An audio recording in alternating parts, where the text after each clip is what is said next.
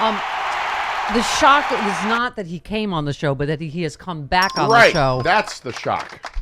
Oh, Stephanie, I said I was going to come. I'll be on every month if you want me. Yes, we'll take it. We'll take it. Done. Chairman, it's, Leader Schumer raises a good point. We are sitting here the day before January 6th, and the 1-year anniversary, and that's why this is so critical, because it was not a one-day event. It has led to all of these voter suppression bills all across the country that are based on the big lie. And, I hope we're going to talk about the Manchin problem because, he again expressed reticence yesterday. But a lot of the moderate senators that have changed their mind on the filibuster, right? Tester and Angus King and, on and on. It's because of events like this that are moving, right? I mean, isn't that what this is all about? Well, right now we are seeing, Stephanie, a full-on assault on all of our rights as American citizens. Our right to vote, women's right to control their bodies, the right to go into the voting booth and elect somebody for president and then have that actually legitimately count. And Republicans are the ones that are attacking those rights. I used to run Jim Clyburn's whip operation, and I remember many of votes that we would go to the floor and not be sure whether or not we had the votes, but hoping that the moment, the history, the weight of that moment would carry the momentum to make sure that it happened. I think this voting rights bill may be one of those things. But I want, and I employ, and I'm reaching out to all of our senators on our side, so they understand the gravity of this moment, and they understand how personal this is for so many people who are at the base and the heart of the Democratic Party. This morning, Stephanie, I shared with my staff a story about my grandma who raised me. And she was telling me about when she grew up and how the KKK marched through her street and how her mom gathered them all up and told them to be quiet. And my grandma is one person that I've never seen much fear in. But when she told me that story as a young kid, I could see the fear in her eyes. Mm-hmm. It wasn't that long ago that people who look like me did not have the right to vote in this country. There are folks who still bear the scars of that right now. And if we don't believe that we can go back to those days, then we are smoking and drinking some really, really heavy shit. Oh, wow. Wow. Jamie Harrison dropped an S-bomb on my show. That's fantastic. I need the publicity. Wow.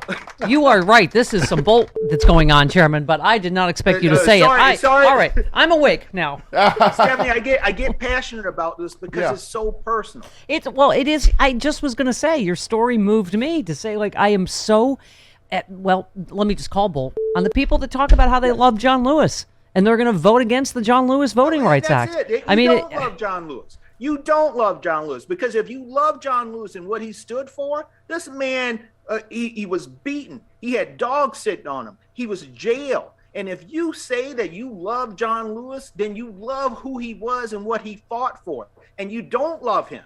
Yeah. You do not love him. So read this Manchin tea leaf today, because again, you can say you're for voting rights. He wrote a bill that's pretty good. Mm-hmm. We let him write it. But how can you say, if you're not going to carve out on the filibuster, that you care about voting rights? Here's what he said yesterday. Let me just say that to being open to a rules change that would create a nuclear option, it's a very, very difficult. So it's a heavy lift.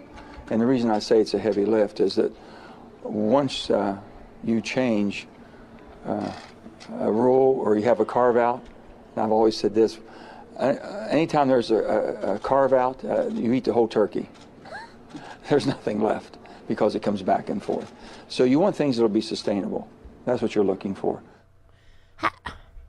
Chairman, how does it not irritate you that no one asked Joe Manchin in the media, no one asked Mitch McConnell when he says there's no such thing as a narrow exception, that he did it? He did it for Supreme Court nominations to shove someone through, 8 months, before Barack Obama left office and 8 days before an election with Amy Coney Barrett. He's done it. He's blown up the filibuster, and he'll do it again when he gets the chance. How do we make that case? And that's the thing that I think our Democrats need to understand. That if Mitch McConnell gets his hands on the keys of the Senate once again and becomes majority leader, he is going to do everything within his power. He doesn't care about the institution. He doesn't care about democracy. If he did, then all of the things that we see going on right now would not be going on. And what we have to do, and I say this to respectfully to Senator Manchin and anybody else who says that this is about protecting our democracy. Well, this is what we're about to do. Protect our democracy, because it's being assaulted right now in our states. And we've seen this before. This is not something that is totally new. We have seen states go after the rights of American citizens. And what has happened in the past is that the federal government, the Senate, the House, the White House, has stood up and said, we are going to protect the rights of all Americans. And if we don't take that stance once again, we see an all-out assault on the rights of folks. And, it's a slippery slope. It may be my rights today, but it may be yours tomorrow. Chairman Harrison, Leader Schumer drew a straight line from January 6th, which the anniversary is, I said, tomorrow, to these voter suppression bills in state by state. Don't you feel like that's the other reason we have to have justice for January 6th? Because it is a straight line right to all of these voter suppression bills that are based on the big lie.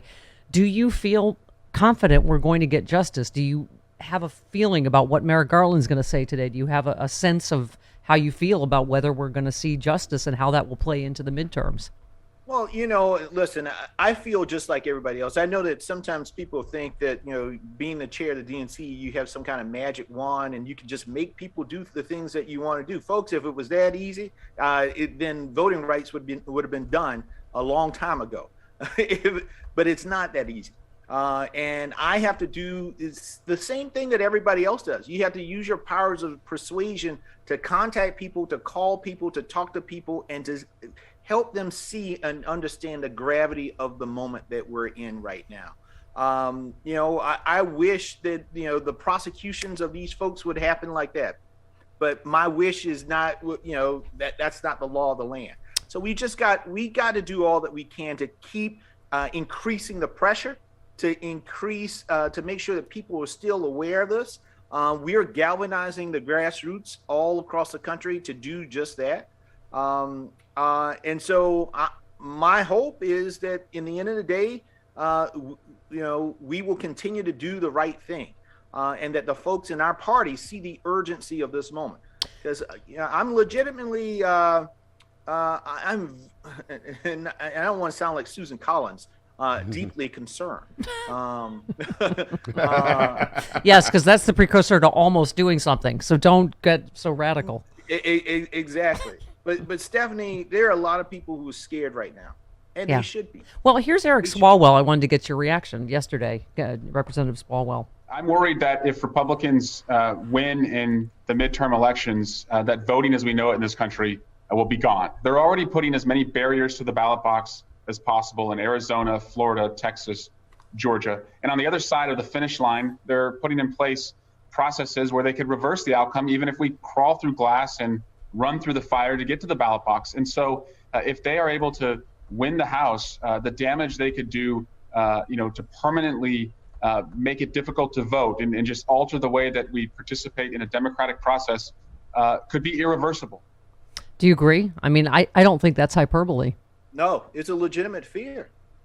Yeah. It is a legitimate fear. And I want folks to understand that I am doing everything that I can within our power at the DNC to make sure that we have the infrastructure and the operations to prevent that from happening. But we can't do it all ourselves. Something has to happen on the federal side. And that's why I applaud Leader Schumer for just saying, you know what, we're going to put this to a vote. We are going to put this on the agenda so that American people can see in the end of the day who is standing up for democracy and who is not. And I think that's important. And we got to amplify the pressure and to make sure that the American people see this vote and to see how their senators actually stand on these issues. Yeah, and I don't care what history says, Chairman. This is different. I get that, we're going to lose the House. We have got to give you a blue tsunami, because I really do think democracy is hanging in the balance, and I think it is not hyperbole. I know the gerrymandering turned out better than we expected, right? That's exactly that's what I would right. say is don't despair, because they want you to despair and think it's all going to be fixed and you're gerrymandered and we're not going to win anyway. Just turn out, right? Register Stephanie, everybody you know. That is the point, folks. The votes haven't changed. Remember, 80 million of us came out and voted for Joe Biden over Donald Trump. Those folks haven't disappeared. Right. We have the bulk of the votes. It's all about us turning out in order to make sure that the Republican nightmare does not take place. Don't give the gavels to Marjorie Taylor Greene. Don't give the gavels to Cawthorn and Jim Jordan and all of those crazies. We have to stand up and say enough is enough. Keep the gavels out of their hands, because we know the America that they want, and we can't allow them to have it.